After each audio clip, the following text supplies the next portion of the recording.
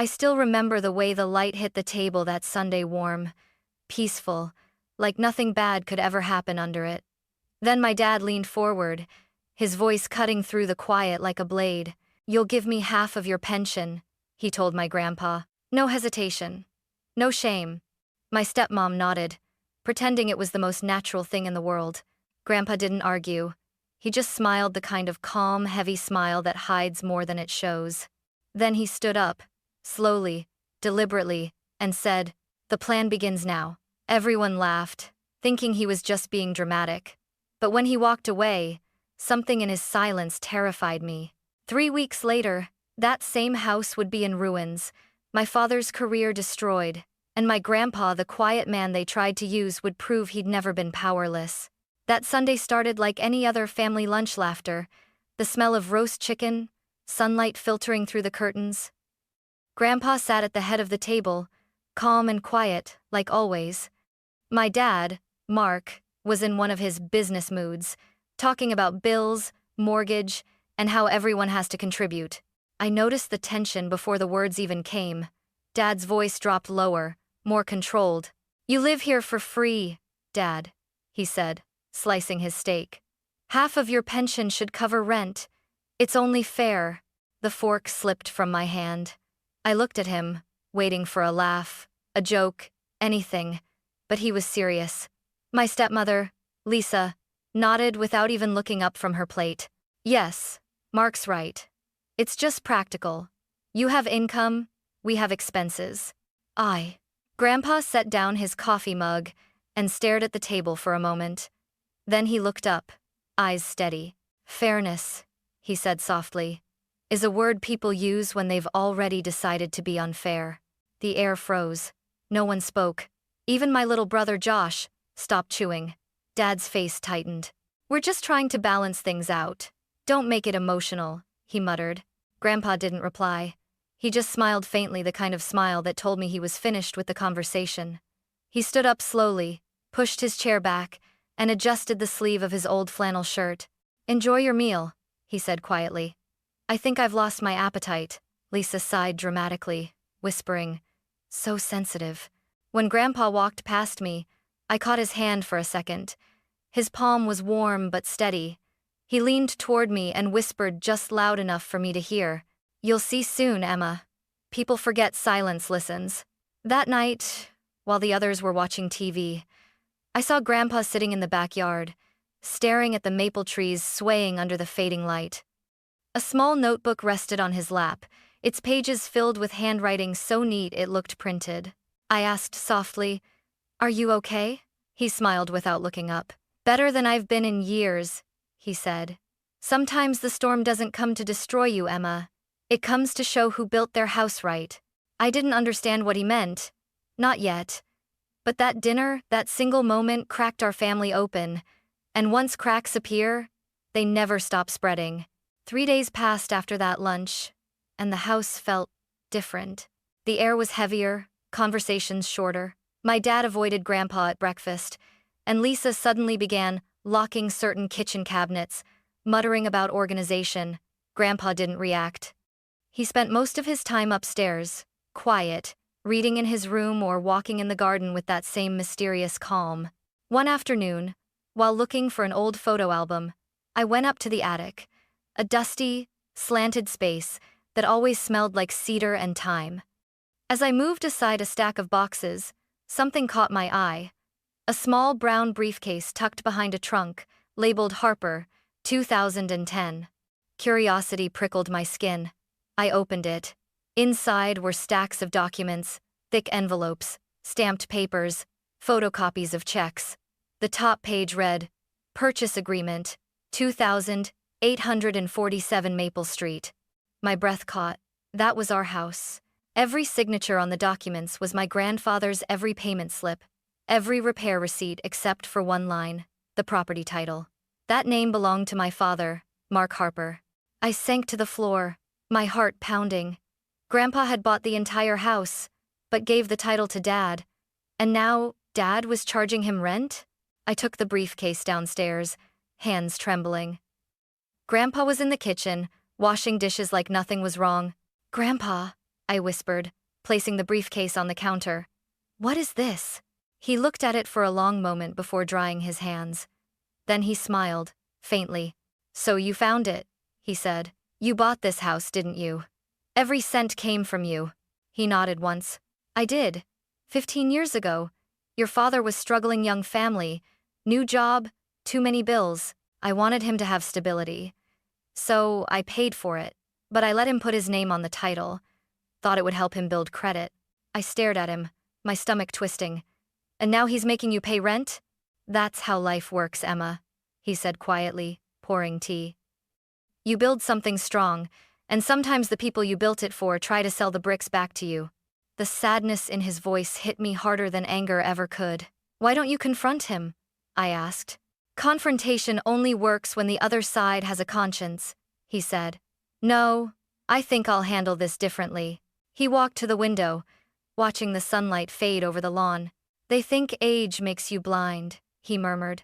But I see perfectly well, and I've been an engineer long enough to know one thing. He turned to me, eyes sharp as glass. Even the strongest house collapses if you remove the right beam. That night, I couldn't sleep. The attic, the documents, his words, they all echoed in my head. I didn't know it then, but Grandpa had already started removing the first beam. The next morning, I woke to the sound of the printer humming in the kitchen. Lisa was standing by the counter, arranging a neat stack of papers. When she noticed me, she smiled with that brittle politeness she used whenever she wanted to look in control. Morning, Emma. Just a little structure for everyone. I glanced at the title across the top page, House Rules and Expectations.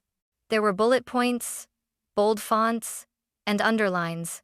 Quiet hours, 10 p.m., 7 a.m. Kitchen access, shared schedule, Lisa has morning priority. Living room TV, for household use only. Utilities and maintenance, subject to contribution. At the bottom, in smaller print, effective immediately, applies to all residents, including Mr. Harper, Grandpa. I wanted to tear it up. Are you serious? I asked. It's not personal, Lisa said, her tone sugary. It's just about boundaries. Your grandfather needs structure. Structure? I repeated, feeling heat rise in my chest. He's 70, not a tenant. Dad walked in then, holding his travel mug like a shield. Emma, enough. It's just easier this way. Mom and I are busy. We can't have chaos here. Mom. He'd started calling Lisa Mom in front of me like rewriting history would make it real.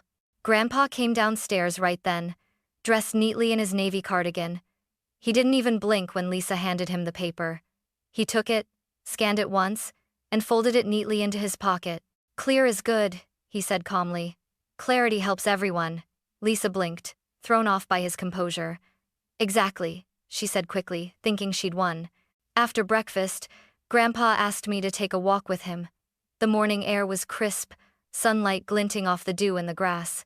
You didn't argue, I said quietly. No, he replied. Arguing only alerts the guilty before you're ready. We stopped near the fence, where he crouched to pull a weed from the soil. His movements were slow, precise. Emma, he said, when people start creating rules for you in your own home, they've already declared war. They just haven't said it out loud yet. I didn't know what to say. His calmness unnerved me like watching someone stand still while the ground cracked beneath them. That evening, when I passed his study, I saw him writing in his notebook. His pen moved methodically, each line dated and numbered. On the top margin, he had written one word in neat, careful letters. Evidence. I stood there, frozen in the hallway, realizing that Grandpa wasn't surrendering. He was documenting, and that's when I began to understand this wasn't going to be a quiet war. 2 days later, Grandpa asked me to drive him downtown. He was dressed in a pressed shirt, his gray hair combed neatly back, his briefcase resting on his lap. He looked more like a man going to seal a business deal than a retired grandfather being cornered by his own family. Where are we going? I asked as I started the car. To meet a man who understands both concrete and law, he said. Someone who knows that what's built on bad foundations eventually collapses. When we arrived, a polished brass plaque on the building read, James Morrison and Associates, Real Estate and Property Law. Inside, the lawyer greeted him warmly. mid-50s, glasses perched on his nose, sleeves rolled up. "Mr. Harper," he said, shaking Grandpa's hand. "Please have a seat. Tell me what's happening." Grandpa opened his briefcase, pulling out one document after another: the cashier's check, the house deed, the maintenance receipts, and the yellow note that said, "For my son's future." "I bought the house in 2010, Grandpa began. "Paid $340,000 cash. I put the title in my son's name to help him start strong. Now he's asking me for half my pension as rent." James adjusted his glasses, scanning each page. His expression grew sharper with every line. "You funded everything," he said slowly. "You have receipts, the check, your handwriting. That makes you the equitable owner." "So what does that mean?" I asked. "It means," James said, leaning forward, "we can file for what's called a constructive trust. Under Oregon law, if one person pays for a property but another holds the title, the court can recognize the real owner, the one who provided the money." Grandpa smiled slightly. "Then it's time the court remembered me," James nodded. "You'll need to gather everything: proof of payment, maintenance, communication. The more precise, the stronger your case. Once we file, they'll be served within 48 hours. Grandpa reached into his wallet and wrote a check for $8,000 on the spot. His hand didn't even tremble. "Let's begin," he said. When we got home, the smell of dinner filled the air: roast chicken again, almost mockingly familiar. Lisa was at the table, typing on her laptop. Dad was flipping through papers. "You're late," Dad said flatly. "Just errands," Grandpa replied. Lisa slid a sheet of paper across the table. "Since you didn't confirm the rent, we've adjusted it to $1,500. Fair market rate for the neighborhood." Grandpa looked down at the paper, then at her. He smiled, just faintly. "Fairness," he said, "seems to get more expensive every week." Then, to my shock, he picked up the paper, signed it neatly, and tore it in half. "There," he said softly, placing the pieces on the table. "Now it's worth exactly what it deserves to be." Lisa's face turned red. Dad slammed his palm on the table. "Dad, you can't just—" "I can," Grandpa interrupted, his voice level, "because I've been paying for this house long before either of you called it home." He stood up, walked past them, and said over his shoulder, "You'll get your rent soon enough. Just not from me." That night, I found him in his study again, scanning documents into his laptop. His screen glowed against his face, calm, determined, unbreakable. "Grandpa," I whispered, "what are you doing?" He looked at me and smiled. "I'm rebuilding the foundation," he said. "This time, in my name." I didn't realize it then, but that was the night the quiet war became official. The day everything exploded started like nothing at all. A calm Tuesday, sunlight spilling through the windows, the smell of coffee and toast. Grandpa had gone to his regular medical checkup. He waved goodbye with that steady smile, telling me not to worry. By late afternoon, the quiet in the house started to feel wrong. The kind of wrong you can't name, but you can feel pressing at your ribs. When Grandpa came back, he looked tired, but when he reached the front door, his expression changed. His key wouldn't turn. He tried again. It didn't fit. He frowned, tested the lock once more, and then looked up. A brand new brass deadbolt gleamed in the sunlight. Dad opened the door halfway, blocking the entrance. Lisa stood behind him, arms crossed. "What's this?" Grandpa asked, voice calm but edged with steel. "A boundary," Dad said. "You don't live here anymore." "Excuse me? You sued us, didn't you?" Lisa snapped. "We know about the lawyer, the papers. Don't pretend." My stomach dropped. "Dad," I tried, but he cut me off. "Stay out of it, Emma. This is between adults." Grandpa looked at the two of them like a teacher watching children misbehave. "You've changed the locks on your own father," he said quietly. "Do you understand what you've done?" "You made your choice," Dad said coldly. "Now live with it." Grandpa reached into his jacket pocket, pulled out his phone, and pressed record. His voice was low, steady, deliberate. "For the record," he said, "my name is Sylvester Harper. I have been unlawfully denied access to my residence at 2847 Maple Street by my son Mark Harper and his wife Lisa Harper. This constitutes an illegal lockout under Oregon tenancy law." Lisa's face went pale. You can't record us, she barked. I just did, Grandpa replied. Thank you for confirming your presence. Then he turned to me. His eyes softened for the first time all day. Come on, sweetheart, he said gently. Let's not give them the show they want. He walked away without looking back. That silence was louder than any shouting match could have been. That night, he checked into a small motel near the freeway, the Sunset Inn. A place that smelled like bleach and rain. I brought him food and his old jacket. He was sitting on the edge of the bed, a small lamp casting yellow light over the paperwork spread before him. You shouldn't be here, he said softly when I came in. You shouldn't be there, I shot back. They changed the locks, Grandpa. They stole your house. He smiled faintly, his calm unbroken.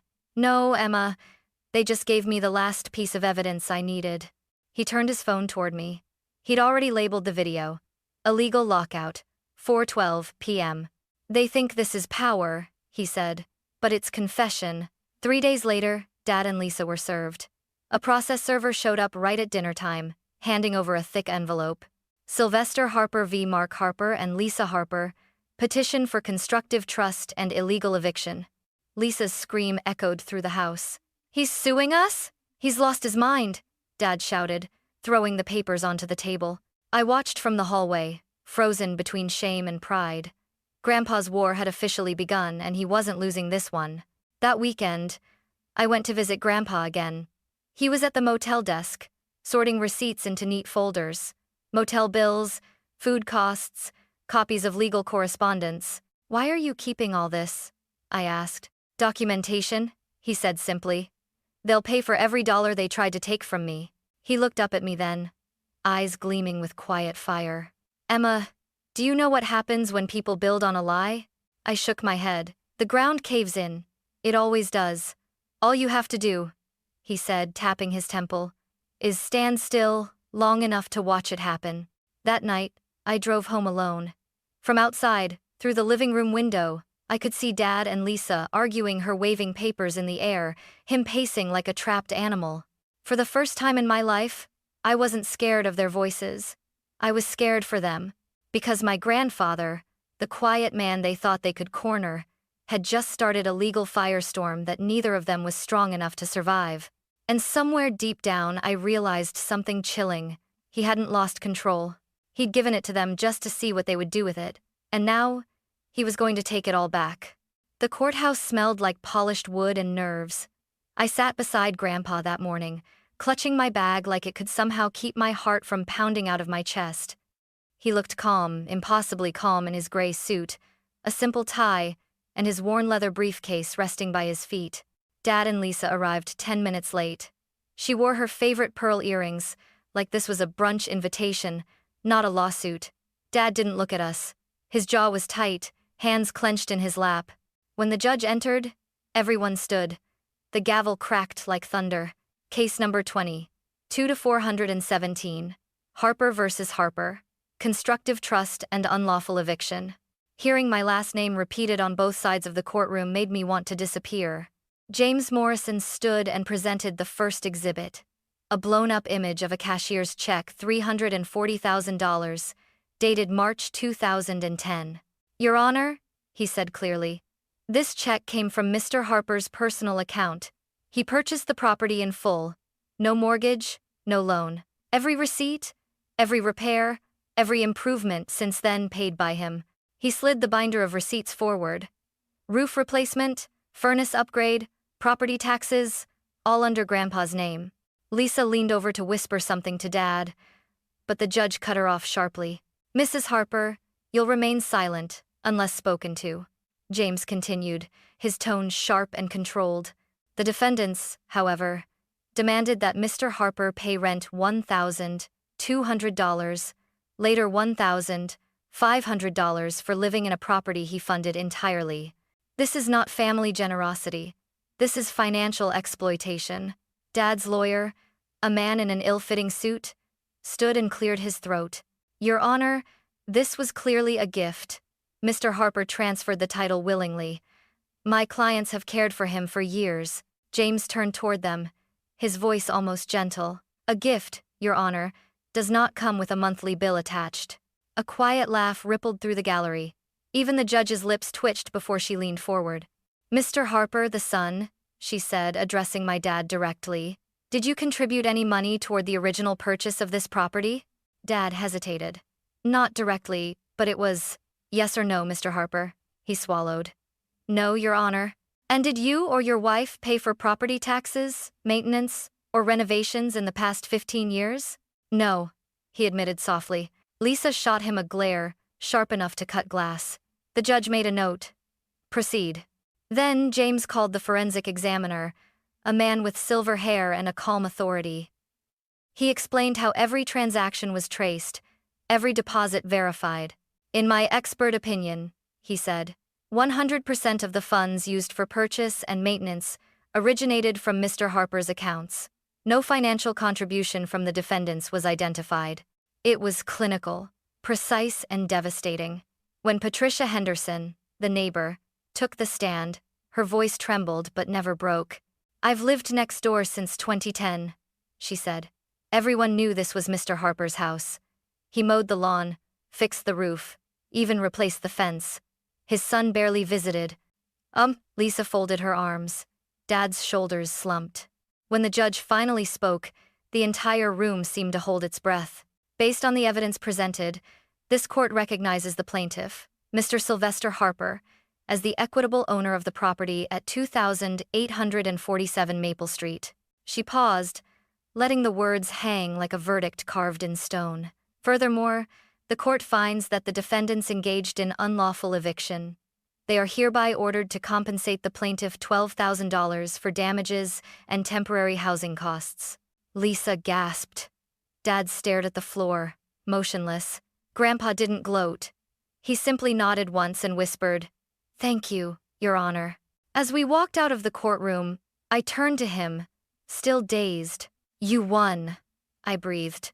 He smiled faintly. "No, Emma, justice isn't a win. It's balance, and balance takes patience." Behind us, I heard Lisa's voice crack. "What do we do now?" And my dad's quiet, broken answer. "Pray he's done." But Grandpa wasn't done. Not yet. The weeks after the hearing felt like living inside the eye of a storm. Everything was too quiet until it wasn't. At first, Dad tried to act like nothing had happened. He went to work. Lisa posted photos online about new beginnings and moving forward. But you can't polish a sinking ship. The cracks started to show fast. The BMW disappeared from the driveway one morning. A tow truck had come at dawn. When I asked Lisa about it, she said sharply, "Temporary issue. We're refinancing." But I saw the bank letter stuffed in the trash, notice of repossession. Then came the whisper around the neighborhood. Patricia mentioned a for sale listing she saw online, our address, with bright photos of the house and a price tag of $480,000, well below market value. My stomach dropped. I checked. It was true. There it was, live on every real estate website. Motivated sellers, quick closing possible. "Grandpa, they're selling the house!" I burst out when I reached the motel. He looked up from his notebook calmly, like he'd expected this. "That's not a sale," he said. "That's panic." "But they can't." "Technically, they can," he interrupted, his voice measured. "But not for long." He picked up the phone, dialed James Morrison, and within hours, the lawyer had filed an emergency injunction. The next morning, we were back in court. The same judge from before looked tired but curious. "Mr. Morrison, you're back so soon." James explained everything. The active lawsuit, the forensic ruling, the attempted property sale. He ended with a quiet, devastating line. "Your Honor, selling this property now would destroy evidence, erase restitution, and nullify the court's recognition of ownership." The judge turned to Dad and Lisa, both sitting stiffly beside their realtor. "Were you aware of pending litigation when you listed this property?" The realtor blinked, then said weakly, "They didn't tell me, Your Honor." The judge sighed, pen tapping the desk. "Then I'm issuing a temporary injunction. This sale is hereby suspended until the case concludes. File the order with the county recorder immediately." Lisa's face drained of color. Dad's shoulders slumped like a man finally realizing the game was over. By that afternoon, the listing was gone, and the spiral began. 2 weeks later, I drove by the house again. The lawn was overgrown. The mailbox stuffed with envelopes. One of them caught my eye, a bright red notice from the bank. Foreclosure proceedings, 90. Day default. I showed it to Grandpa that night. He didn't even need to open it. They borrowed against the house, he said. Home equity line. Probably 80,000 or more. And they stopped paying? Of course. That's why they needed my pension. I sat there in silence, the weight of everything sinking in. They hadn't just tried to control Grandpa, they were drowning, and they tried to drag him down with them. What happens now? I asked quietly. He folded the notice neatly, his expression unreadable. Now the foundation collapses. A month later, the bank repossessed their car. Lisa's jewelry started appearing on Facebook Marketplace. Groceries got cheaper, smaller, fewer. I watched them fade from the comfortable people they once pretended to be into something hollow. When the final ruling came, the official transfer of title, Grandpa didn't cheer, didn't gloat. He just nodded once and said, "I don't celebrate collapse, Emma. I rebuild after it." And that night, as the rain hit the motel window, I realized the truth. They hadn't just lost a house. They'd lost the only man who ever believed in them, and the silence that followed was the sound of justice settling in. Moving day came like the end of a long winter. The sky was clear, the air almost too gentle for what it marked. A moving truck idled outside 2847 Maple Street, our family home, the place where betrayal and justice had collided. Dad and Lisa were already there, boxing up the last of their things. They didn't look at me when I walked up with Grandpa. Lisa's hair was tied up carelessly, her eyes red-rimmed. Dad looked older, shoulders slumped, face drained of that self-assured arrogance he used to wear like armor. Grandpa stood on the porch, hands in his pockets, watching quietly. He didn't say a word as they carried their boxes past him. Finally, Dad stopped in front of him, holding a small box of photo frames. "Dad," he said hoarsely. "I should've. I don't know. I thought..." Grandpa didn't let him finish. He simply nodded once. "You thought taking would make you stronger," he said softly. "But you only built your strength on someone else's foundation, and that never lasts." Lisa avoided his gaze. "We didn't mean..." "You meant every word," Grandpa interrupted, not cruelly but firmly. "You both just didn't expect consequences." He stepped aside, letting them walk to the car. No shouting, no revenge, just the quiet weight of truth. When the car door slammed shut and their taillights disappeared down the street, Grandpa exhaled a long, tired sigh that seemed to carry years of hurt out into the open air. I turned to him. "It's over," I whispered. "No," he said, smiling faintly. "It's balanced." Inside, the house felt different. The tension that once hung in every room had dissolved, replaced by a kind of peace I hadn't known existed. The sunlight through the window didn't feel cold anymore. We sat together in the kitchen, the same spot where everything had started. Grandpa poured 2 cups of coffee, added cream the way he liked, and handed one to me. "You know, Emma," he said, "silence is the most underestimated weapon in the world. People think it means surrender, but it's just preparation." I smiled through the lump in my throat. "You never lost control, did you?" He chuckled softly. "I just stopped pretending I didn't have it." Outside, the maple trees swayed in the breeze. For the first time in months, the house wasn't a battlefield, it was a home again. I sipped my coffee, watching Grandpa lean back in his chair, peaceful at last. Justice hadn't come with noise or vengeance. It had arrived quietly like sunrise, after a long night, restoring not just a house, but the dignity they thought they'd taken from him. And this time the silence wasn't war, it was victory.